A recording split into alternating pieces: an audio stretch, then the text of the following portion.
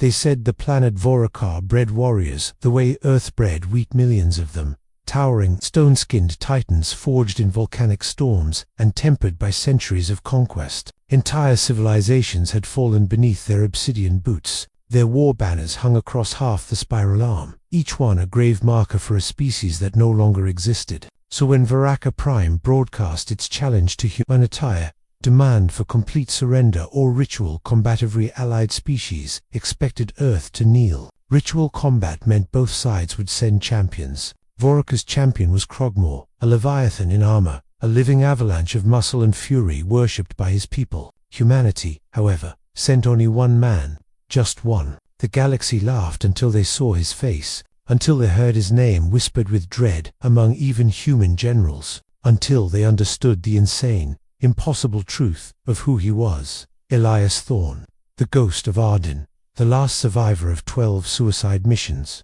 The man who walked out of a bunker that collapsed on a regiment. A soldier so relentless that even humanity feared what he became on a battlefield. A man whose very existence was a warning shot. No alien species believed the rumors. No one believed a single human could stand against a Vorak war god. Certainly not on Voraka's own world, where even the gravity tried to crush outsiders. Yet here he was descending through the ash-filled atmosphere in a drop pod. Armor sealed and silent. Expression calm as a man stepping into morning rain. The galaxy watched through millions of live feeds. The Vorak High Council prepared the ceremonial battleground, a crater nearly a kilometer wide, surrounded by obsidian spires jutting like knives into the orange sky. Lava rivers glowed beneath transparent bridges where observers gathered, expecting to see the human die within seconds. As Thorne's pod slammed into the arena floor, the ground cracked beneath it from the weight of Voraka's crushing gravity. When the hatch hissed open, Elias stepped out slowly, gaze rising to meet the titan waiting for him. Krogmor stood 3 times the height of a man, his basalt skin etched with glowing runes, his breath steaming like a forge. His voice thundered across the arena. "Human, you die today." Elias simply tightened the strap on one gauntlet. "Maybe," he said, "but not before you bleed."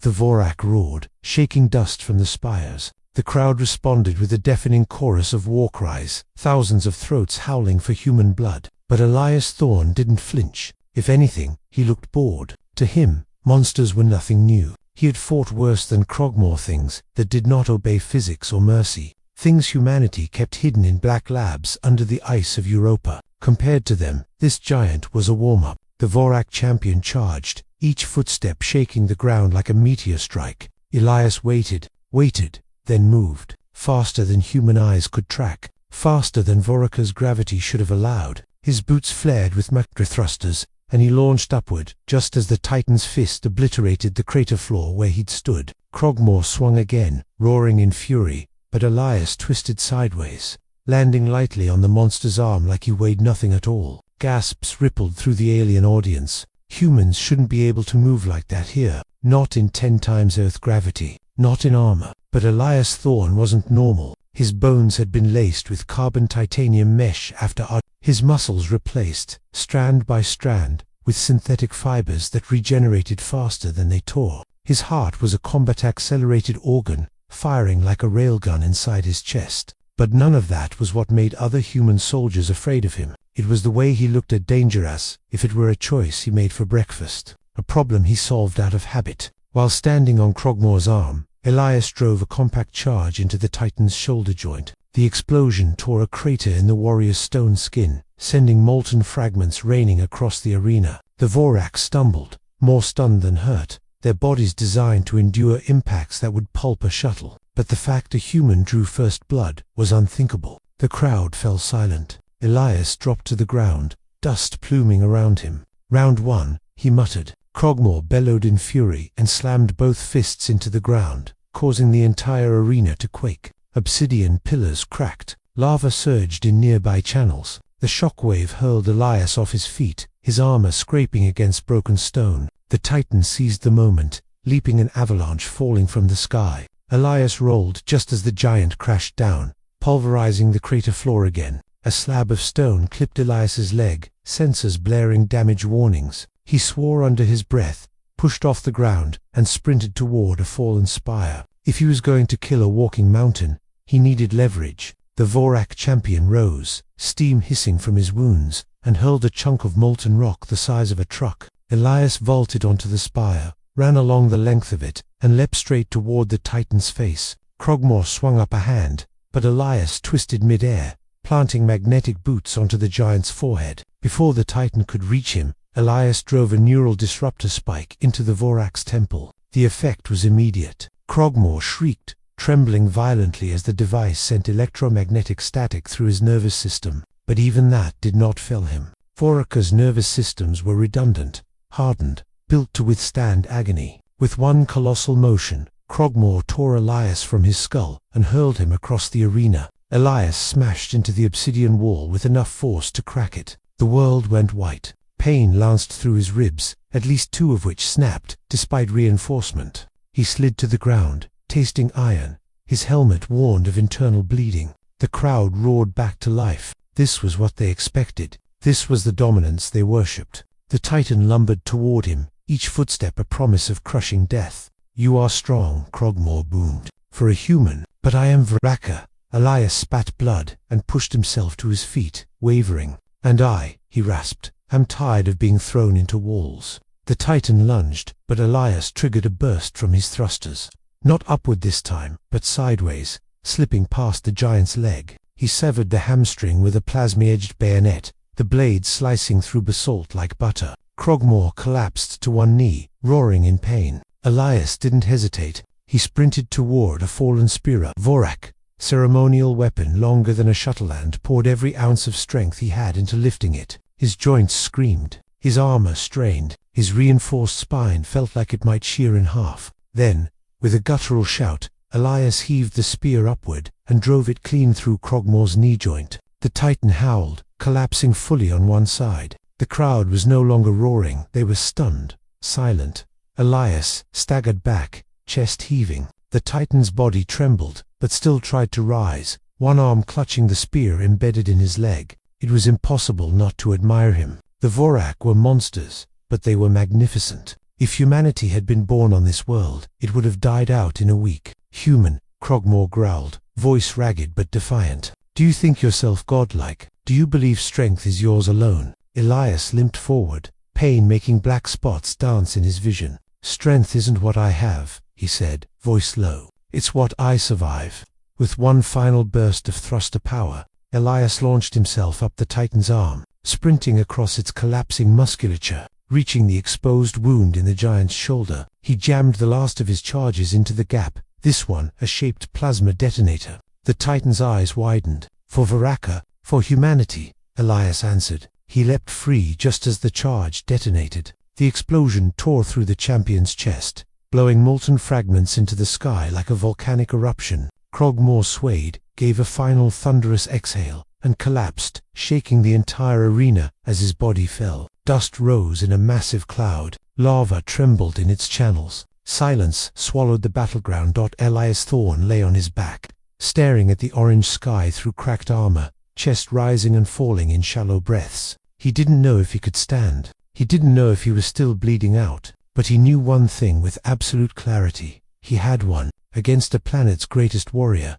against impossible odds, against the galaxy's expectations. Slowly, painfully, he sat up. Across the arena, thousands of Vorak warriors fell to one, knee-heads bowed in grim, awestruck acknowledgement. A human had done the impossible. Humanity had sent one soldier, and he had defeated a world. Elias Thorne stared at them, sweat and blood streaking down his face, and whispered to himself, "Round 1. Elias Thorne stood amid the settling dust, every breath scraping like sandpaper down his throat as the crater-sized battlefield simmered with heat and the faint hiss of molten rock cooling in fractured channels. The Vorak warriors, once roaring with bloodlust, now observed him in stunned reverence, their stone-like foreheads pressed to the ground in a gesture that had never before been directed toward an outsider. But Elias had no time to appreciate the gravity of ITA's armor's internal diagnostics. Flashed critical warnings in angry red. His ribs felt like shattered glass grinding with each movement,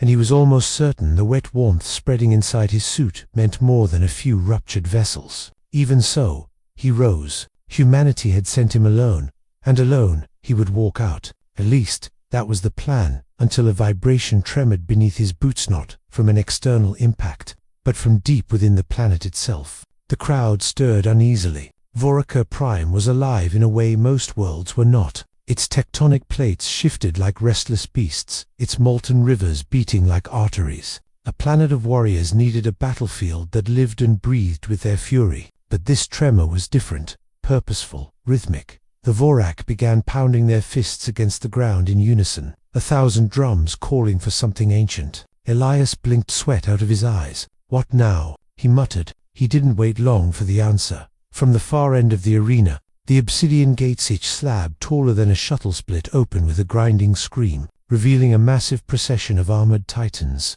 their bodies adorned with blue fire sigils that danced like living runes across their skin. At their center stood a figure nearly as tall as Krogmore, but far more terrifying, leaner, etched with older scars, and wearing a mantle carved from the cooled remains of a fallen star. His eyes glowed like the lava rivers around them, and when he stepped forward, even the titans parted for him. "High Warlord Krashul," whispered one of the stunned spectators. Elias didn't need the name to know what he was facing. The Vorak ruler, the apex of a warrior species, a being who had never bowed to any living force. Krashul raised a hand, silencing the arena instantly. "Human," he said, his voice rolling across the crater like thunder wrapped in gravel. "You have slain my champion. By the rights of our ancestors, you earn respect. But respect is not surrender. You have proven yourself a warrior. Now prove yourself a survivor." Elias squinted up at him. Survivor of what exactly? The answer came in the form of a seismic boom beneath his feet. Stone cracked, lava surged, and from the depths of Voraka itself, something immense began to rise, something that made Krogmore seem small. Chains of molten metal snapped, like brittle twigs, as a colossal shape pulled itself from the earth, dripping liquid fire and ash. It was vaguely humanoid, but forged from raw volcanic rock, veins of magma pulsing beneath its hardened shell. A living elemental, a Vorak titan-born, a creature birthed from the planet's heart, summoned only during rites of extinction. The crowd erupted into a frenzy, a storm of chants and war cries as the titan-born stood fully upright, towering over even the High Warlord. Ilias's stomach dropped. "You've got to be kidding me," he muttered. The titan-born roared, a sound like mountains grinding together, and the temperature in the arena spiked instantly. Lava bubbled faster. Ash fell like burning snow.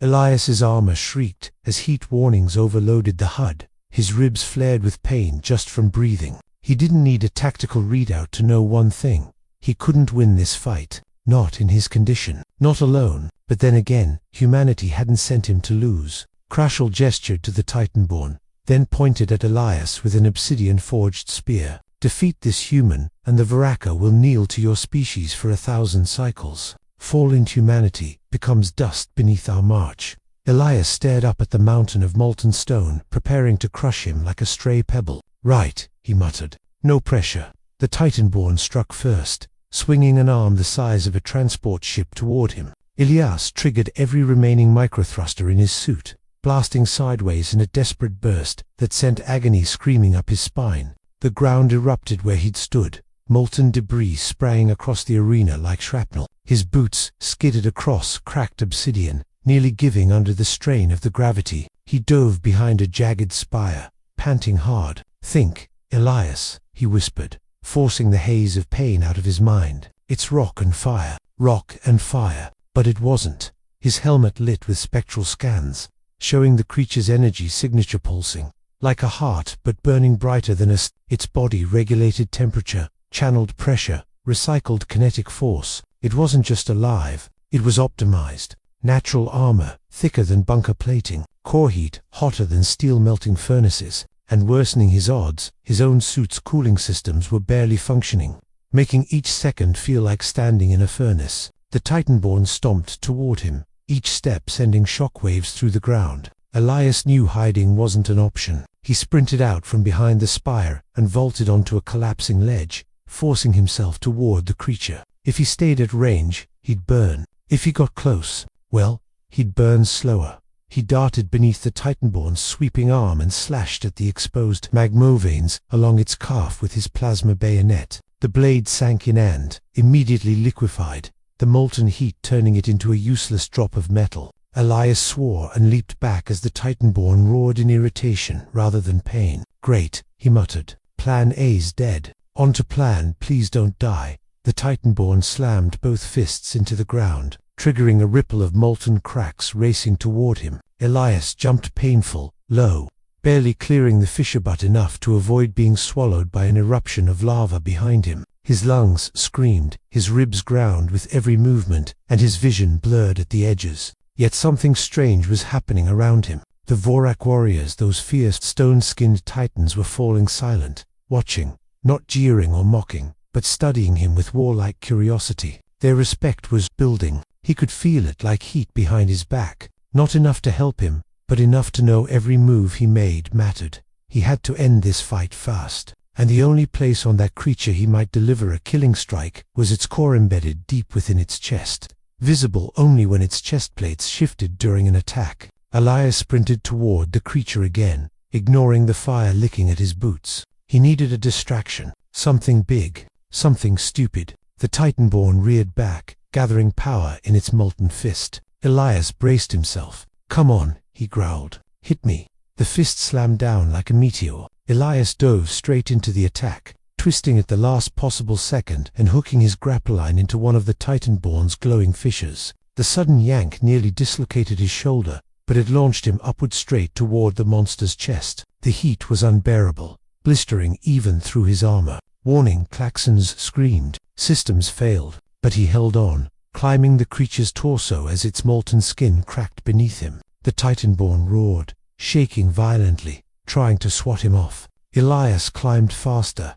The chest plates shifted just a fraction, enough to reveal the pulsing heart of magma inside, a living furnace. His suit had one plasma charge left, one, the kind designed to breach fortified bunkers, not kill a goddamn lava titan. Elias ripped it free. The Titanborn saw him. It raised its arm, preparing to crush him like a bug. "Not today," Elias whispered. He jammed the plasma charge into the exposed chest cavity. Then he jumped. Heat devoured him mid-air. His armor cooked. His skin burned. The blast detonated behind him, an explosion so bright and hot it illuminated the arena like a newborn star. The Titanborn's roar cut off abruptly as the blast cored through its chest. Its massive body staggered backward, molten blood erupting from the wound in a volcanic fountain. Then the creature collapsed, shaking the arena so violently that several spires shattered along the rim. Elias hit the ground with a bone-breaking thud. He couldn't breathe, couldn't move. His armor was fused in places, steaming, buckled inward where heat had warped its plates.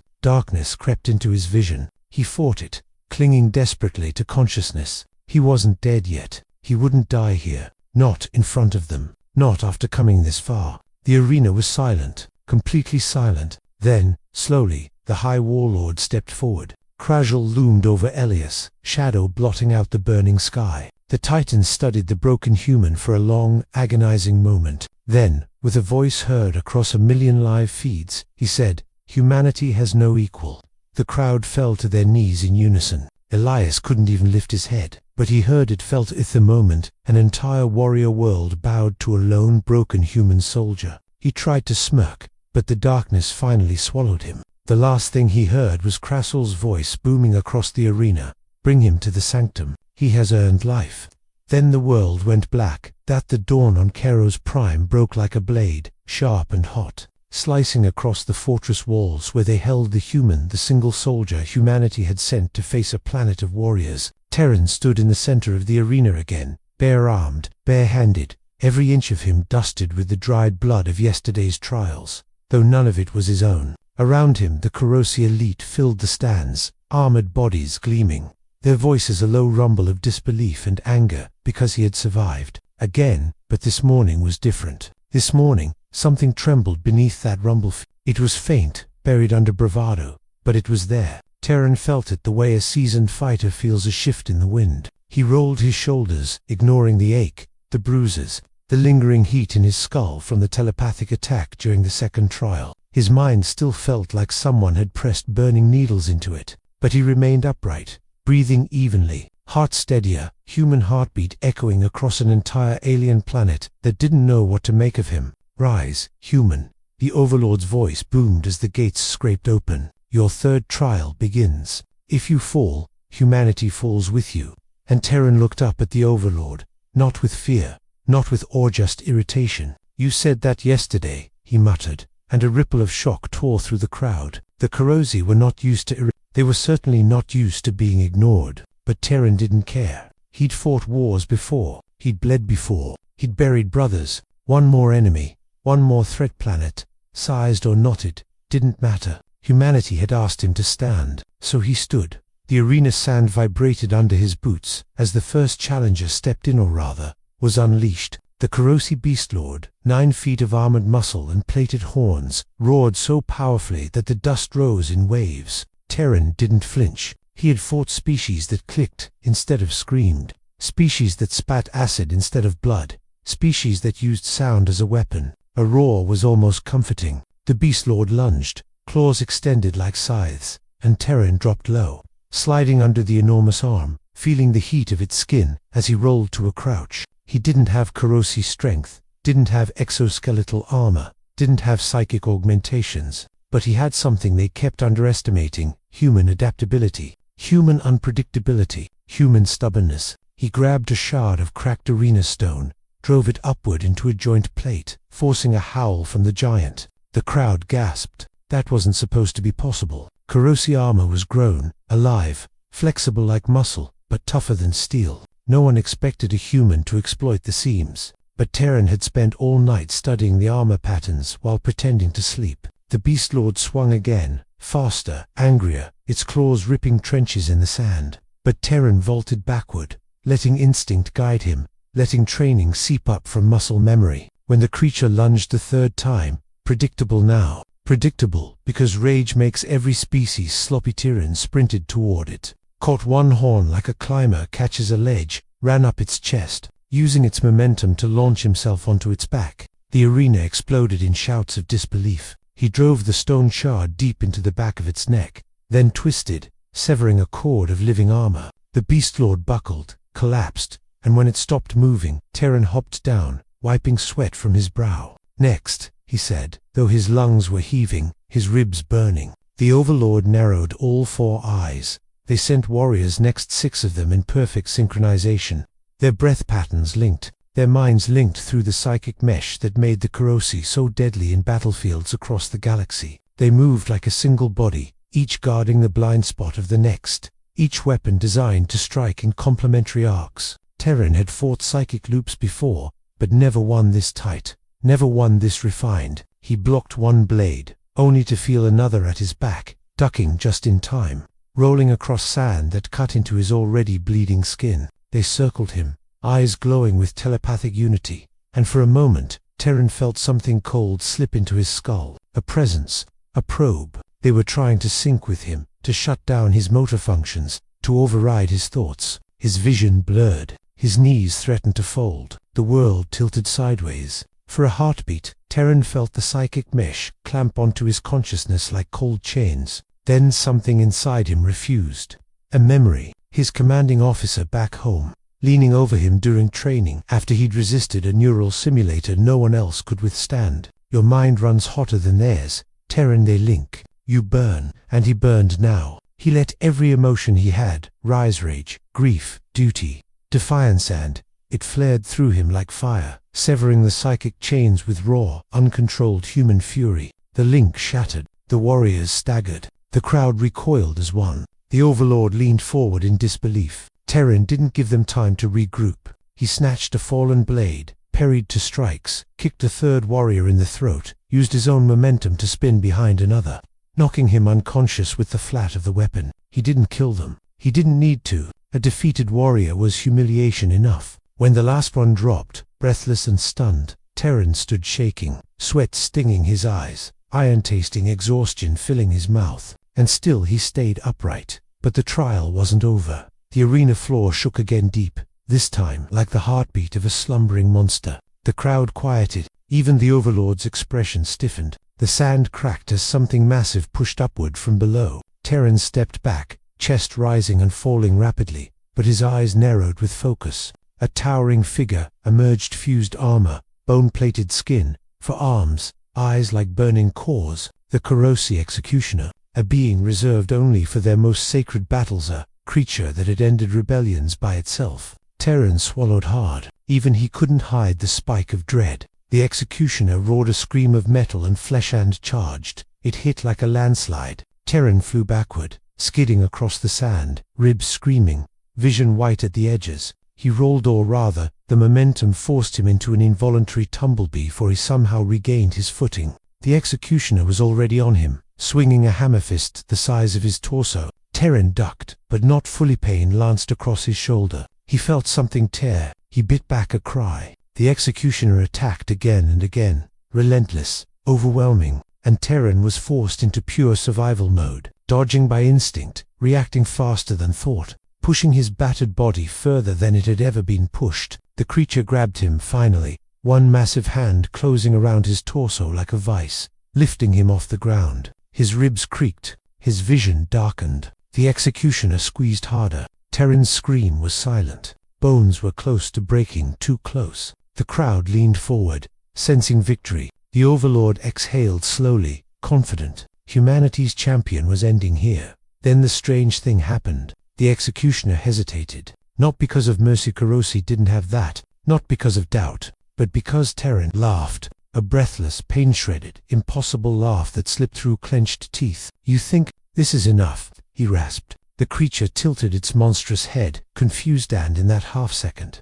Terran jammed his fingers into the crack in its forearm. Armor one he'd spotted earlier in a fleeting glimpse and pressed with every ounce of strength he had left. The executioner howled, dropping him. Terran landed hard, rolled, gasped as agony fired up his side, but he forced himself up, grabbing a fallen metal spear. The executioner charged again. So did Terran. His vision was a blur. His breath was fire. His body was failing, but the spear felt right in his hands. When the creature swung its upper left arm, Terran ducked under, drove the spear into its throat, seemed one of the few vulnerable spots on the entire species, and used the creature's own momentum to ram the weapon deeper. The executioner thrashed, convulsed, staggered backward, and crashed to the ground with a thunderous, final shudder. Silence flooded the arena. Terran stood swaying, blood dripping from his mouth, breaths ragged, knees quivering. He lifted his face to the Overlord, whose expression had shifted from arrogance to something colder, something calculating, something afraid. "Is that all?" Terran asked weakly, though black spots danced across his vision. The Overlord rose slowly from his throne, his cloak dragging across the stone. "You are not a warrior," the Overlord said softly, voice echoing through the arena. "You are a weapon humanity should never have possessed." Terran spat blood into the sand. "You picked this fight," he whispered. "I'm just finishing it." The Overlord lifted a hand, and the arena gates slammed shut. All of them. Terran tensed. "The fourth trial begins," the Overlord thundered. "The final trial. You will not face warriors. You will face the truth of what you are." The crowd murmured in confusion. Terran wiped the blood from his lip, but couldn't steady his breathing. He didn't understand until the floor beneath him shifted again. But this time, it wasn't cracking, it was lowering, dropping him into darkness, into something cold, something humming, something alive. And as the arena rose away above him, Terran realized this wasn't a fight. It was a test, a judgment, one he wasn't sure he was meant to survive. Taron dropped into the darkness with no control, no breath left to curse. Just the rattling descent of a platform carrying him deeper and deeper into the underbelly of the Kurosi fortress. Cold vapor hissed along the walls, lights flickered in dim pulses like a heartbeat, and the sound of distant machinery reverberated like muffled thunder. His ribs screamed with every breath, his shoulder throbbed with a hollow ache, and the dried blood on his skin cracked as he shifted, but he remained standing. When the platform finally stopped, the darkness parted into a cavernous chamber lit by deep violet bioluminescence, swirling across the walls like veins. At the center of the chamber was something enormous, half machine, half organism, a pulsating mass suspended by cables and armored plates, breathing in slow, monstrous rhythms. Terran didn't know what it was, but he felt the weight of its presence pressing into his skull like a psychic tide. Then the Overlord's voice echoed from unseen speakers. "Human, behold the heart of Karos. No warrior can defeat you. No creature can match you. But this judges all intruders. You will face not our might, but your own. If you fail, your mind breaks. If you succeed, then perhaps humanity is worth the risk you represent." Terran wiped blood from his eyes. Risk, he muttered. Everything's a risk. That's life. The Overlord didn't respond. Instead, the heart opened its eyes, dozens of them, gleaming like liquid stars, and a psychic wave slammed into him so hard his knees buckled. The trial had begun. Pain ripped through him like a storm of glass. The chamber dissolved into white light and then reformed into something impossible. He stood on a battlefield he knew to earth, burning, skies filled with smoke, the ruins of his home city stretching out in charred skeletons. Bodies lay everywhere, some armored, some civilian, all familiar. He took a step back, chest tightening, throat burning, because he recognized faces, comrades he'd buried, neighbors he'd grown up with, people he'd failed to save. Not real, he whispered, but his voice trembled. Footsteps echoed behind him. He turned and saw himself, or rather, a twisted reflection of himself, armored in blackened metal, eyes glowing with cold emptiness. "You're humanity's champion," the reflection mocked, voice same as his but hollow. "You're a myth they cling to, a weapon they point, a lie they want to believe." The reflection lunged, and Terran barely raised an arm to block before a shockwave sent him skidding across burning asphalt. He coughed, tasting smoke that wasn't real but felt painfully, horribly real. The reflection strode toward him. "You think your strength is why you're feared? No, it's because you don't break, because you don't stop. That makes you unstoppable, and monsters are unstoppable too." Terran forced himself up, shaking, one arm clutched to his side. "I'm not a monster." The reflection tilted its head. "Then prove it."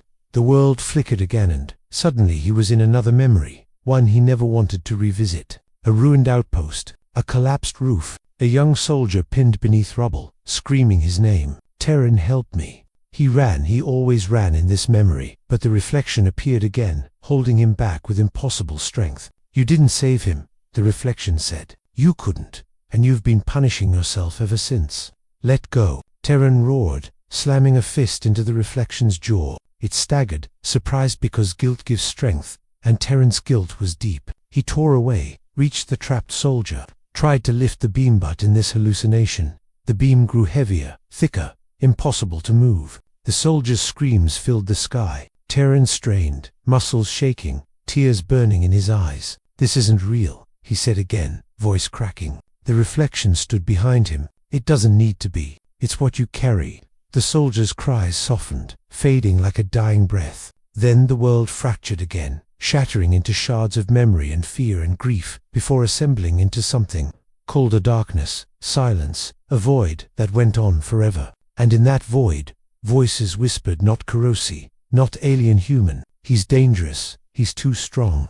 He's not like us anymore. Is he even human?" Terran stumbled, pressing hands to his temples as the whispers clawed at him. The reflection appeared one last time, stepping through the darkness like it belonged there. "This is what they fear. This is why they sent you alone. They didn't want to risk anyone else. They didn't want to see what you'd do if you were cornered."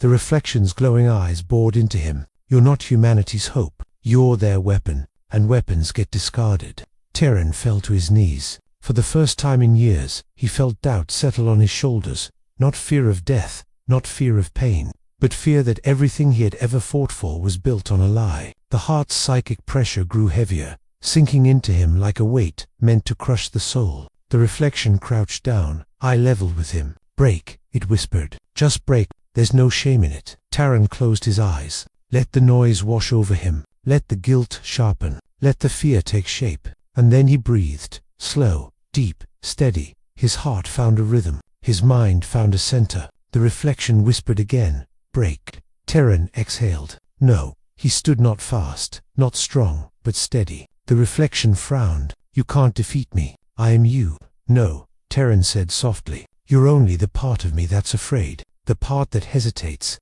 The part that listens to the voices that never mattered." The reflection's eyes flickered. "And you, I'm the part that keeps going." The reflection snarled and attacked, but this time Terran didn't flinch. He stepped into the strike, caught the reflection's wrist, twisted, and drove his forehead into its face. The reflection staggered, shocked not by the blow, but by the clarity behind it. "You can't kill me," it hissed. "I'm not trying to." Terran grabbed the reflection by the collar, pulling it close. "I'm accepting you." The reflection froze. "What? Your fear, your pain, your everything I've done wrong." but you're not all of me."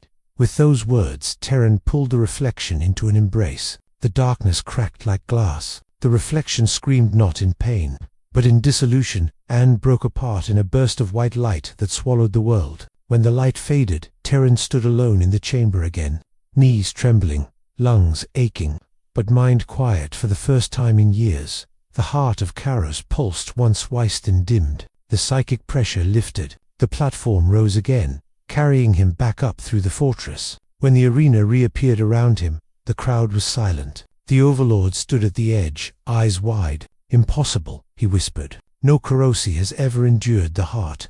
Terran stepped off the platform, leaving bloody footprints in the sand. "Stop underestimating humans," he said, voice raw. The Overlord looked down at him for a long moment, then slowly lowered himself to one Naya gesture of respect, never given to an outsider. The arena followed, thousands of armored warriors kneeling as one. "Humanity sent one soldier," the Overlord said, voice ringing across the stones, "and he stood against a planet of warriors, and one." Terran's breath shook, not from weakness but from the strange, overwhelming weight of what he had just done. The Overlord rose again. "The war is over. No invasion, no conquest. Instead, an alliance. If humanity breeds warriors like you, we would rather stand beside you than against you." Terran blinked, exhaustion finally threatening to pull him under. "Good," he murmured, "because I am never doing this again." The crowd roared with laughter, a thunderous, victorious sound that echoed through the fortress. As medics rushed toward him, as the Overlord extended a hand in respect, as Karos Prime bowed to a single human, Terran allowed himself a final thought before unconsciousness pulled him under. Maybe humanity hadn't sent him to die. Maybe they'd sent him because somewhere, somehow, they believed, and for the first time in his life, Terran believed too.